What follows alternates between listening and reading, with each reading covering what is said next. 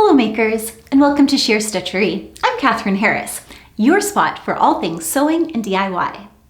Now this week, I wanted to share with you a new pattern that I have for you, and it is the Seaside pillowcase pattern. So this uses free motion embroidery to create a seaside scene, which you can see right here. It's got some cute little beach houses, a lighthouse, as well as I show you how to make an envelope pillowcase. So even if you are not going to be doing the seaside scene, it's still a great video on how you can actually create an envelope pillowcase so that it overlaps quite nicely with the pillow. And I am also going to show you how you can taper in the corners of your pillowcase, because if you do an exact rectangle, then you are going to have these little edges that kind of like stick out and they don't look as good. You actually have to taper in the sides of your pillowcase so that pillow will lay very nicely on your Chesterfield or your bed or wherever you're going to place your throw pillow. So let's get into the tutorial.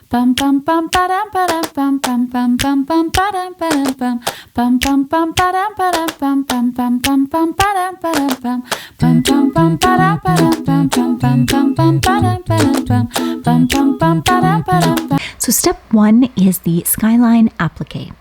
So we are going to lie down our batting, which should measure larger than that 18-inch square, about 20 by 20 rectangle, and we're going to place the sky on top. So I am just basting this piece in place with some quilting safety pins. That being said, you could use 505 spray. Next, we are just going to baste this using our stitching just really close to the edge to hold this skyline in place. Step two is the sand applique. So we are going to use our pattern piece to cut out the sand. And then I am using Steam 2, the light version, and we are going to use this to fuse our applique to our batting and the rest of our fabric. Now, because this is a larger piece, I am actually going to cut out the piece from fabric first, and then I am going to cut with my Steam. Because it has paper front and back, I'm actually using my paper rotary cutter. And then you're going to want to press out any wrinkles on your fabric, and then on the wrong side of your fabric, you're going to place the Steam. So you're just going to peel off the one back piece, and you're going to place that down. And we're going to do the same thing to the other piece here. Just lining it up. You do not need to overlap it because that stiffness is going to stay in your quilt, so you do not want to overlap it. Just butt it right up against one another. So once we've got that done, I've just pressed it a little bit to set it, and then I've got a bit of an overlap, which I am just going to use my rotary cutter to trim away on the top and the sides. And the next thing that we're going to do is attach the sand, and the sand should overlap our skyline by just a bit. And I want to ensure that this measures 18 inches square. So I am just marking the 18 inches down along the bottom here. And then I am going to move my sand to those markings with my water-soluble marker that I have made, and then we are going to place it. So you're going to peel off the other side of the backing from the Steam so that it is sticky. And then we are going to place it, and you're going to place it with the curved side facing up because that is going to create the horizon on our seaside scene. So we're just going to stick that down, and then to permanently secure it, we are going to use some steam, and we're just going to press it in place. Now, for step three, we are going to do the beach house appliques. Now, in this example, I am also doing the lighthouse at the same time as the beach houses, but you can do them separately if you like. So I am individually doing the Steam and cutting them out. That being said, it might be a little bit easier if you were to fuse the Steam to the fabric and then cut out the shape using the pattern piece. And really with these pieces, because they're in between the small and the larger pieces, you could get away with doing either or. So once you have the Steam attached to the wrong sides of all of your pieces here, and then we can head on over and attach them to our scene. And if you are attaching them this way, you just want to make sure that there's no overlapping Steam because it will be sticky. And I'm just going in and just trimming all of my edges nicely here. And this is a really great scrap busting project that you can use up a lot of your fabric scraps because it requires such small amounts of fabric, which is also really great. I'm always looking for stash busters. I don't know about you guys. Let me know in the comments down below. So next we are going to place them. So you're going to place the lighthouse slightly closer to the horizon than the two beach houses because our lighthouse is further away in the distance as opposed to the beach houses. So you want your beach houses to be a little bit closer to the bottom where the lighthouse is a little bit closer to center, but not drastically. And then we are just going to place them on here. And Steam-A-Seam is rather sticky and tacky, so they do tend to stay nicely, but you want to give it a press to permanently set them in place. Next up, we are going to do the beach house doors. So this is where I'm fusing the Steam-A-Seam to the back of the fabric. I'm just going to use some weights to hold it down. You could also use a gridded ruler and just cut out those shapes without using the pattern piece, but I just find this to be a little bit easier. And then you're just going to trim on either side, and this creates a nice even cut with the Steam-A-Seam on when you fuse it to there, and it's also pretty much the only way you're going to get a nice crisp cut on some of these smaller pieces. And then we are going to place the doors on here. Now, one caveat that I wanted to mention when you're doing the doors is once I had placed them, I made mine with white fabric. It is a bit see-through. So what I ended up doing after I had pressed this on is I decided to add on a second layer here. So you can see that I have some interfacing, and this is a woven fusible interfacing. I am fusing the interfacing onto my white fabric. Then I am placing some Steam-A-Seam on here, and this is what you should do right from the get-go if you're using a white fabric and a darker underside. So next up, we are going to do the roof of our lighthouse or the beach houses here, and you're going to just place them on and steam them in place, and our beach houses are all done for now. Step 4 is the Lighthouse Applique. So we've already got the main lighthouse on, but we're going to add the door, and you're going to cut that out the exact same way that we had cut out the beach house doors and fuse that on with a bit of steam. Next up, we've got the light that is at the top of the lighthouse, and you're going to place that right at the very top of your lighthouse. And you might want to do the same thing as you did with the doors in interfacing that. And then you're going to place the top of the lighthouse on. Next up is the flag at the top of the lighthouse. You want a bit of a area above there so you can draw on the flagpole. Step 5, the Seagull Applique. So with this, we have a pole, and the pole has a rounded top and a straight bottom. And you want the rounded top to go towards the top because this is going to give it a more 3D look when we draw it on with stitching. Next up, for the seagull here, you're going to place that slightly above the pole because we are going to draw on with thread some legs for our seagull. So just kind of place him right above the pole. And next up, we are going to do the seagull wing. And with this, I am actually drawing it on to the fabric and the Steam-A-Seam. And then I'm cutting it out using scissors because it is so fiddly. Pinning that onto the pattern piece would make it rather difficult. And then once the seagull is set in place, we are going to set it with some steam. Step 6, the top banner applique. So with this, I have a full-size template that you can print out so you know exactly where to place everything. And what you're going to do is you're going to cut along the top portion here and cut out your square for the pillow. And you're going to use the bottom portion here. So you can discard the rest of it and just use this bottom portion. So if you line this up to the bottom here, then you can begin to draw in with a water-soluble marker where that banner line is going to be. Next, I am making little hash marks where each of the triangle banner pieces are going to be placed so I know exactly where they can be placed. Though you could freehand this if you really want to. So next up, you are going to just grab some scrappy pieces of fabric to create your banner and place the Steam-A-Seam on them just as we did with all the other parts. And then I'm just sticking them down based on where my hash marks are. And I am trying to alternate sort of red and blue, going with this nice seaside theme that we have. And I have actually used up all of the scraps that I have used in the rest of the scene to create this banner. And then, of course, you use your iron to set it in place.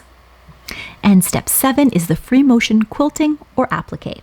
So with this, we are going to lower our feed dogs. So there's usually a button at the back to lower those. And then you can do a little practice scrap on doing some free motion quilting. And then what we're going to do is we're going to sandwich our quilt top for the pillow top front on top of another piece of quilting cotton or broadcloth. And then what we're going to do is we're going to base this in place, and I am using pins to base this in place, but a really good alternative is 505 spray adhesive. That is my favorite. I was completely out, so I went old school here and am using my quilting pins to sandwich the layers together.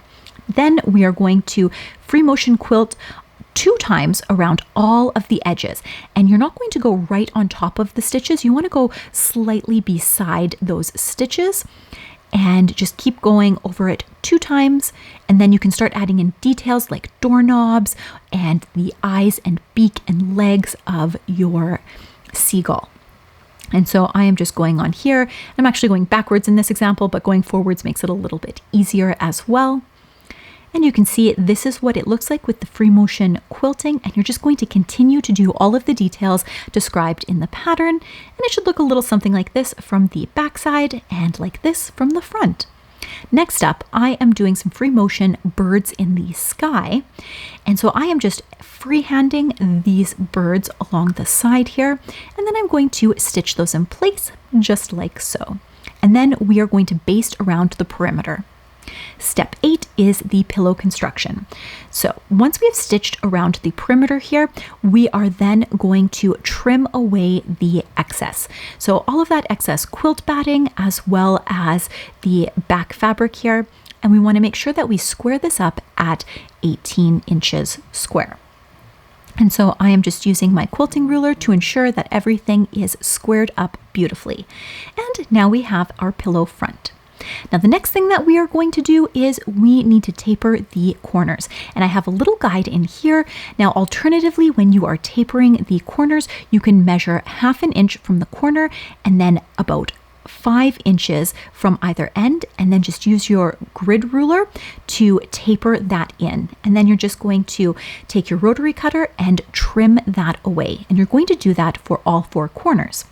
Now the alternative method is to use the template guide, and I am just cutting that away, and you can see that I match it up along the corners here, and then all I need to do is use my rotary cutter and stitch along here. I'm just drawing it out for you so that you can see it before I come in with my ruler. Also, it might be a little bit safer to do it this way as opposed to just freehanding it, as you might cut through your paper, dulling your blade, and maybe not getting as precise of a measurement. So then you can see that the pillow has kind of a bowed shape to it. Now for step 9 is the optional piping detail. So if you're going to add piping around your pillow cover, we're just going to grab the piping here, and we are going to start by having the piping kind of come off the edge and then go around. I like to start at the bottom lower corner because you're not going to notice it as much. Now, in order to get our corners to lie nicely, we are going to snip in right at the corner, going up to that stitching that the piping is made on, but not through that stitching, because we want to make sure that there aren't any holes in that piping detail. And I am using clips as opposed to pins to hold this in place because it is a lot of layers and pins are not going to work as well. So you're just going to continue to clip at each one of the corners and clip this in place, going all the way around. I think this creates a really nice detail on your finished pillow as well, giving it a really professional finish. And once we get back around to the other edge here, we are going to slightly overlap that piping along here. So you're just going to cut off the edge, and I like to seal the edge with a lighter if it is a polyester piping, because it melts those edges and it's not going to fray. And then you're just going to overlap it like so and clip it in place. And I'm just readjusting this to make sure that I don't have too much bulk over at the end. It should look a little something like this. Then we're going to head over to our machine and we're going to stitch all the way around using a zipper foot to get close to the edge. Then we're just going to trim away that excess edge of our piping, and I'm just sealing the edges right there for a little extra measure. Step 10, the envelope back. So if you're not doing the Seaside pillowcase, you can still make an envelope back. So if you're making an 18-inch envelope pillowcase, you are going to want to have 2 pieces of fabric measuring 18 inches wide, which is the width of your pillow, and 12 inches long. So I am just going to cut both of those pieces out of my backing fabric, and I'm actually using home decor fabric because it is a bit thicker and it's going to be a bit more robust for this pillow covering. And you can see when you place it on here that there is going to be a decent amount of an overlap even when we do our double fold, so that you can get your pillow in and it's not going to be seen coming out. So next up, we're going to head over to the ironing board and we are going to do a double fold using a 1/2 inch double fold along the top edge of both of our backs, and you're going to do that along that long edge, so that 18-inch edge, and then you're going to top stitch that in place. And then you're going to place right sides together the envelope flap.